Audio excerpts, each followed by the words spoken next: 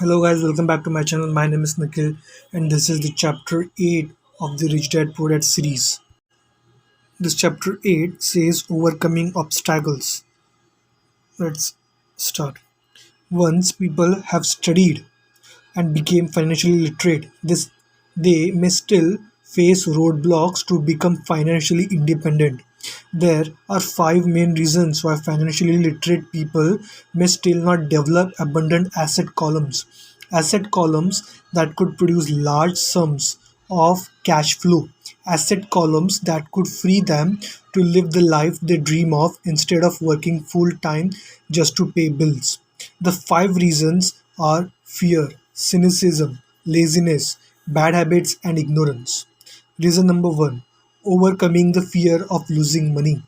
I have never met anyone who really likes losing money, and in all my years, I have never met a rich person who has never lost money. But I have met a lot of poor people who have never lost a dime. Investing, that is. The fear of losing money is real. Everyone has it, even the rich. But it's not fear that is the problem. It's how you handle fear. It's how you handle losing. It's how you handle failure that makes the difference in one's life. That goes for anything in life, not just money. The primary difference a rich person and a poor person is how they handle that fear. It's okay to be fearful. It's okay to be coward.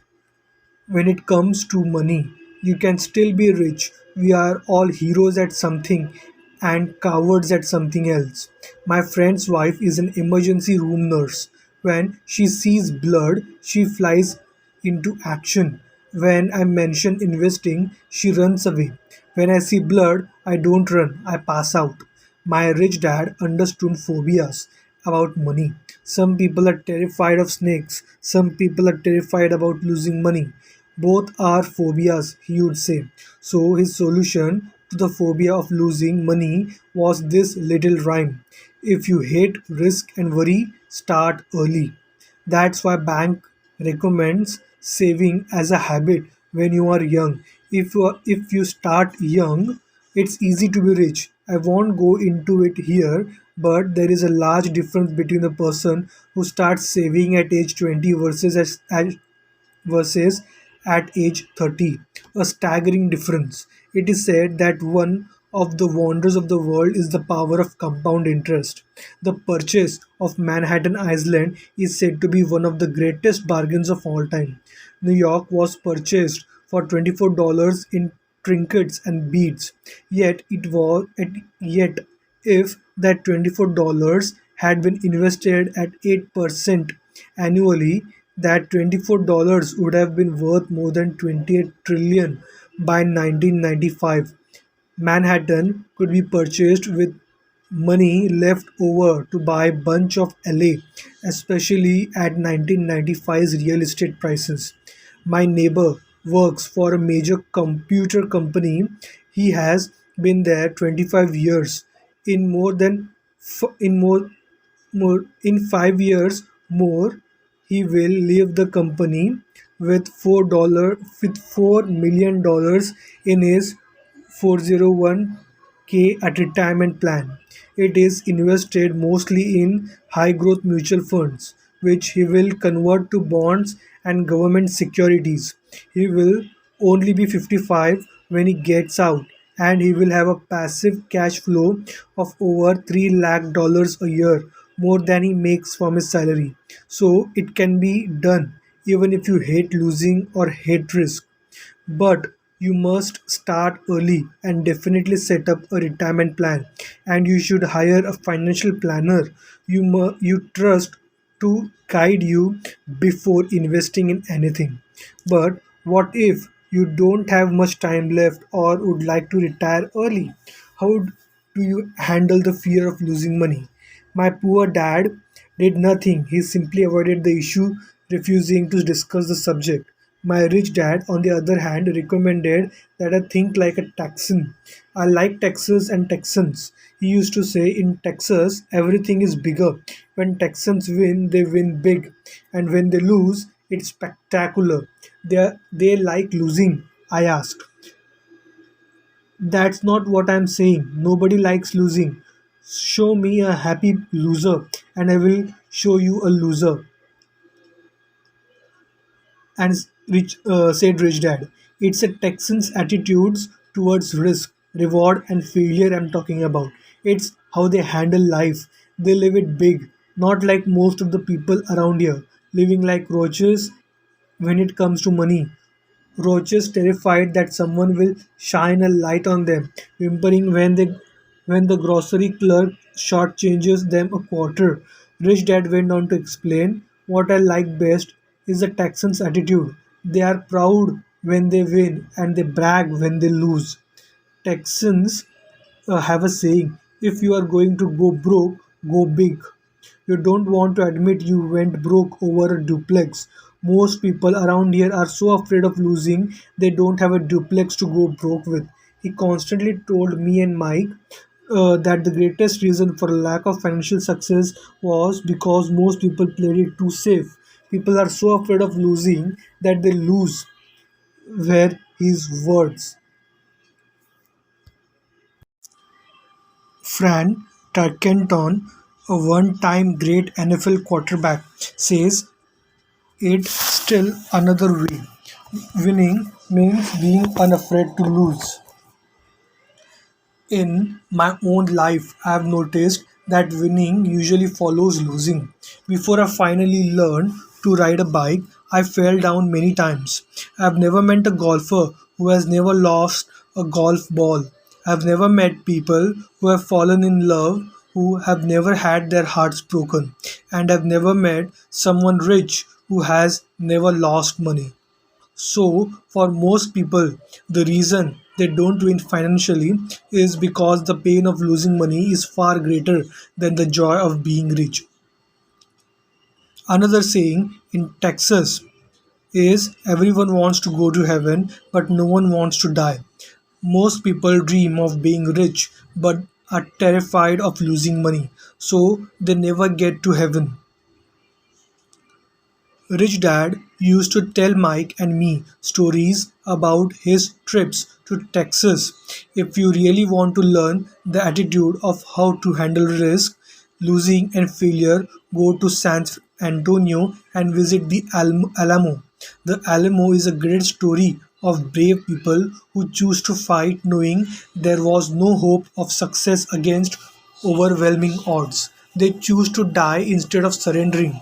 It's an inspiring story worth of study. Nonetheless, it's still a tragic military defeat. They got their butts kicked, a failure, if you will. They lost. So, how do Texans handle failure? They still shout. Remember the Alamo. Mike and I heard this story a lot. He always told us this story when he was about to go into a big deal and he was nervous. After he had done all his due diligence and now it was put up or shut up. He told us this story. Every time he was afraid of making a mistake or losing money, he told us this story. It gave him strength, for it reminded him that he could always turn a financial loss into a financial win. Rich Dad knew that failure would only make him grow stronger and smarter. It's not that he wanted to lose, but he just knew who's, who he was and how he would take a loss. He would take a loss and make it a win. That's what made him a winner and others losers. It gave him the courage to cross the line when others backed out. That's why I like Texans so much. They took a great failure and turned it into a tourist destination that makes them millions. But probably his words that mean the most to me today are this: Texans don't bury their failures, they get inspired by them. They take their failures and turn them into rallying cries. Failures inspires Texans to become winners, but that formula is not just the formula for Texans, it is the formula for all the winners. Just as I also said that Falling off my bike was part of learning to ride. I remember falling off only made me more determined to learn to ride, not less. I also said that I have never met a golfer who has never lost a ball. To be a top professional golfer, losing a ball or a tournament only inspires golfers to be better, to practice harder, to study more. That's what makes them better. For winners, losing inspires them. For losers, losing defeats them. Quoting John D. Rockefeller, I always try to turn every disaster into an opportunity. And being Japanese American, I can say this. Many people say that Pearl Harbor was an American mistake. I say it was a Japanese mistake. From the movie Tora, a somber Japanese admiral says to his cheering subordinates, I am afraid we have awakened a sleeping giant. Remember Pearl Harbor becoming a rallying cry? It turned one of the America's greatest losses into the reason to win. The great defeat gave America strength, and America soon emerged as the world power. Failures inspires winners and failures defeat losers. It is the biggest secret of winners. It's the secret that losers do not know. The greatest secret of winners is that failure inspires winning. Thus, they are not afraid of losing. Repeating Fran Tarkenton's law, winning means being unafraid to lose. People like Fran Tarkenton are not afraid of losing because they know who they are. They hate losing, so they know that losing will only inspire them to become better. There is a big difference between hating losing and being afraid to lose. Most people are so afraid of losing money that they lose. They go broke over a duplex. Financially, they play life too safe and too small. They buy big houses and big cars, but not big investments. The main reason that over 90% of American public struggles financially is because they play not to lose. They don't play to win. They go to their financial planners or accountants or stockbrokers and buy a balanced portfolio. Most have lots of cash in CDs, low yield bonds, mutual funds that can be traded with a mutual fund family and a few individual stocks. It is safe and a sensible portfolio. But it is not a winning portfolio. It is a portfolio of something playing not to lose. Don't get me wrong. It's probably a better portfolio than more than 70% of the population, and that's frightening because a safe portfolio is a lot better than no portfolio. It's a great portfolio for someone who loves safety, but playing it safe and going balanced on your investment portfolio is not the way successful investors play the game. If you have little money and you want to be rich, you must first be focused, not balanced. If you look at anyone successful at the start, they were not balanced. Balanced people go nowhere. They just stay in one spot. To make progress, you must first go unbalanced. Just look at how you make progress walking. Thomas Edison was not balanced, he was focused. Bill Gates was not balanced, he was focused. Donald Trump is focused. George Soros is focused. George Patton did not take his tanks wide. He focused them and blew through the weak spots in the German line.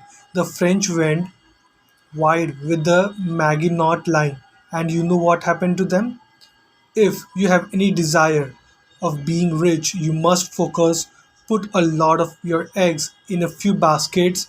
Do not do what poor and middle class people do. Put their few eggs in many baskets. If you hate losing, play it safe. If losing makes you weak, play it safe. Go with the balanced investments. If you are over 25 years old and are terrified of taking risks, don't change. Play it safe but start early. Start accumulating your next nest eggs early because it will take time.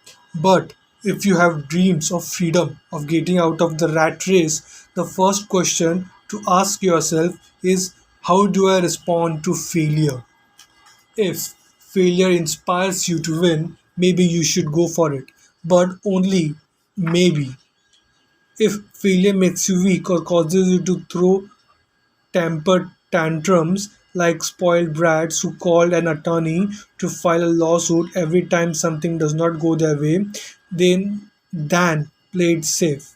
Keep your daytime job or buy bonds or mutual funds. But remember, there is risk in those financial instruments also, even though they are safer.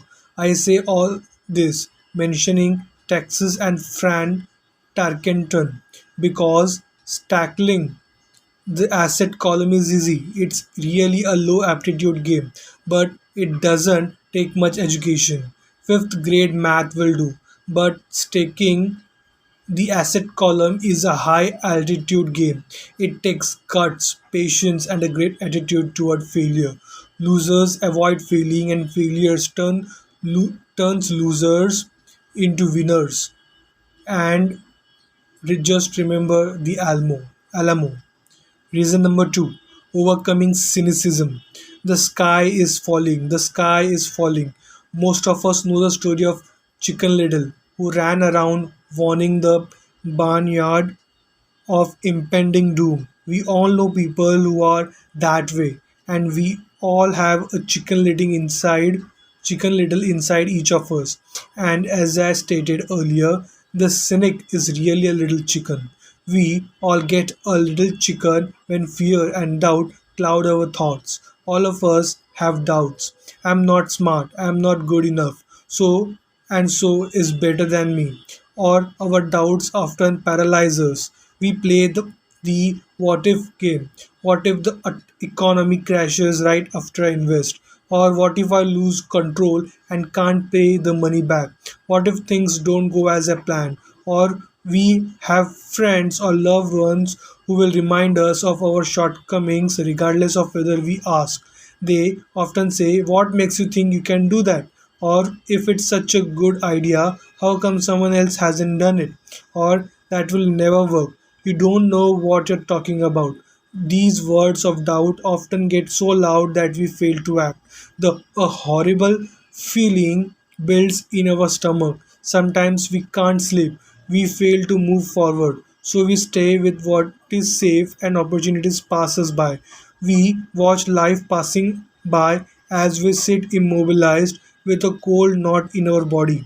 We have all felt this at one time in our lives. Some more than others. Peter Lynch of Fidelity Magellan Mutual Fund fame refers to warnings about the sky falling as noise, and we all hear it.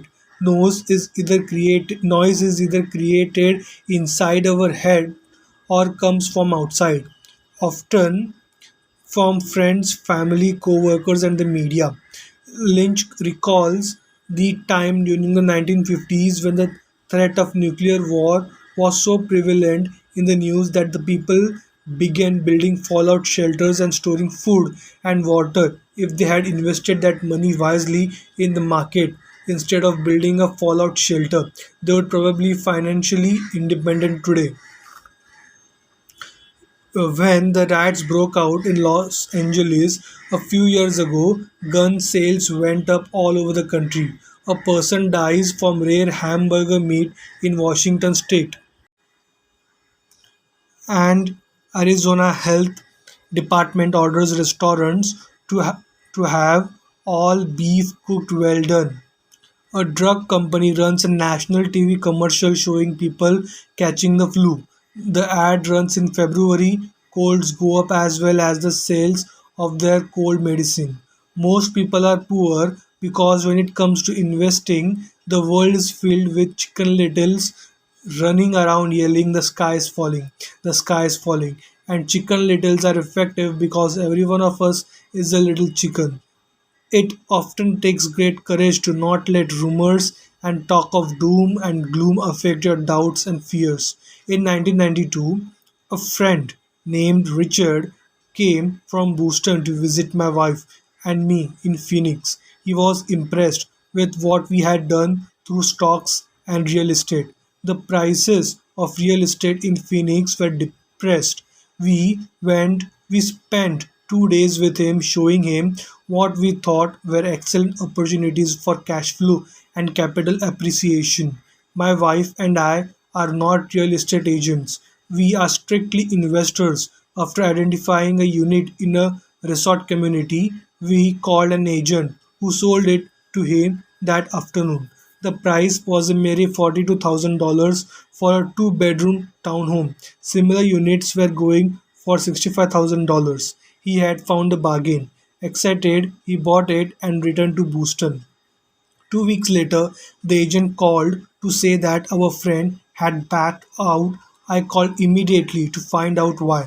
All he said was that he talked to his neighbor and his neighbor told him that it was a bad deal. He was paying too much. I asked Richard neighbor if his neighbor was an investor. Richard said no. When I asked why he listened to him, Richard got defensive and simply said he wanted to keep looking. The real estate market in Phoenix turned, and by 1994, that little unit was renting for $1,000 a month to $2,500 a month in the peak winter months. The unit was worth $95,000 in 1995.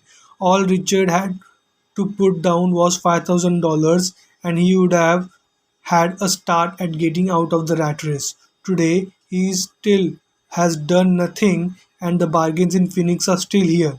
You just have to look a lot harder. Richard's backing out did not surprise me. It's called buyer's remorse and it affects all of us. It's those doubts that gets us. The little chicken won and a chance of at freedom was lost. Okay, I will end this part of the Richdadpoordad series here and I will see you guys in the next part. Thank you for listening.